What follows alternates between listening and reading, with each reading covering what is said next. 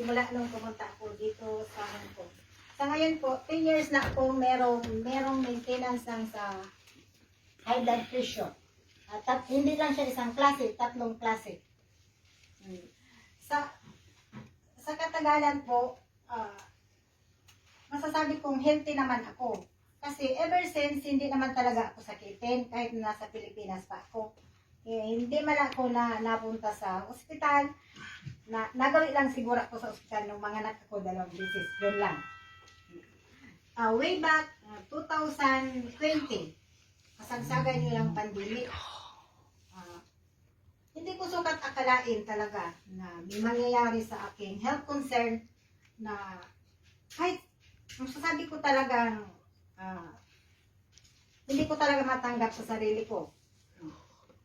Mabuti na lang nakilala ko si Santi Barley na 2018 lagi na akong nagtitake ng Santi Barley dahil sa aking hypertension.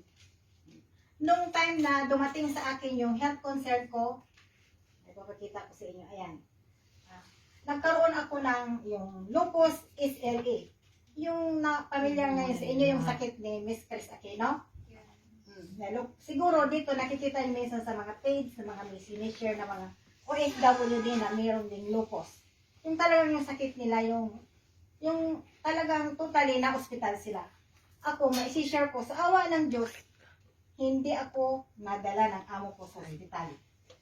Sa bahay lang ako, at masasabi kong swerte ako. God is good, siya ay tunay na buhay.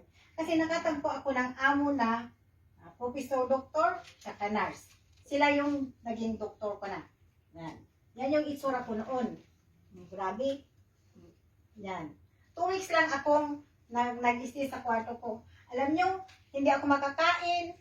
Lahat, kahit na umihi ako, yung ang sakit ng itong buong katawan ko, parang yung nagkaroon na ako ng depression, yung anxiety. Parang yung isip ko noon, parang baka iuwi na lang ako sa Pilipinas na nasa kabaong na ako. I-deliver na ako sa pamilya nasa kabaong na ako. Pero malakas yung loob ko. Alam nyo kung ano lang iniinom ko, yan na Santi Barley, yan na product natin. Yan lang iniinom ko. Yan yung kwenta tubig ko. Sabi ko sa inyo yung isang box, parang 1 week ko lang yung isang box na 30 sachet. Kasi hindi naman ako makakain kasi yung bibig ko ang daming yung singaw, yung ulcer. Pero kinakaya ko. Yung nakakagalaw naman ako. Pero pinuforce ako ng amo ko na huwag magtrabaho. Pahinga lang ako. O hindi talaga ako dinala sa hospital. Yan. Yan yung mga gamot ko. Yan yung mga gamot ko, mga synthetic medicine. Yan, synthetic medicine. Ang dami-dami kong gamot talaga. Yan yung itsura ko. Grabe. Tingnan nyo, nawala yung kilay ko.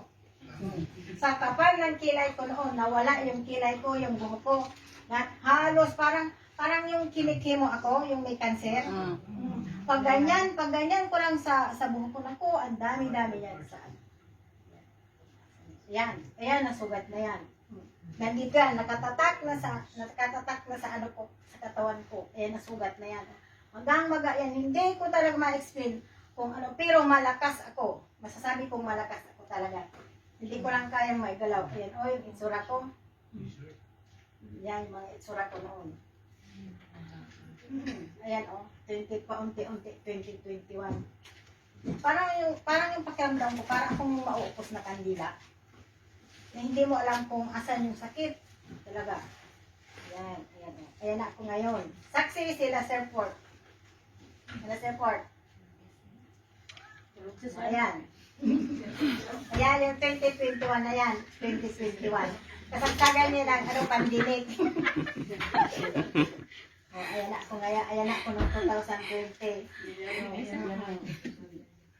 Malakas yung aking recovery. Malakas yung aking recovery. Kasi dahil nga dyan sa Santi ngayon, 3 years na akong mayroong lupus.